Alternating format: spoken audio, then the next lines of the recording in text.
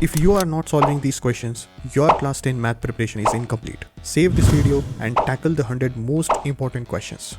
Question number 78. A sum of rupees 700 is to be used to give 7 cash prizes to the students. If each prize is rupees 20 less than its preceding price, find the value of each prize. Let's start. Okay, let's assume that the first prize is P, then second prize will be 20 less. So it will be P minus 20. Third prize will be again 20 less. So that will be P minus 40 and so on. Okay, so this is actually forming an AP. First term क्या हो गया हमारा यहाँ पे, that is P, and common difference will be minus 20 because it is decreasing by 20 every time. Total price sum is 700 rupees.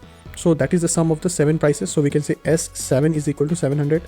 Let's write the Sn formula. Sn equal to n by 2 into bracket 2a plus n minus 1 into d.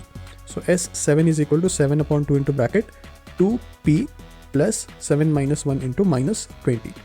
So S7 is 700. 2 will go on the left hand side. So 700 into 2 is equal to 7 into bracket 2p. 7 minus 1 is 6. 6 into minus 20 is minus 120.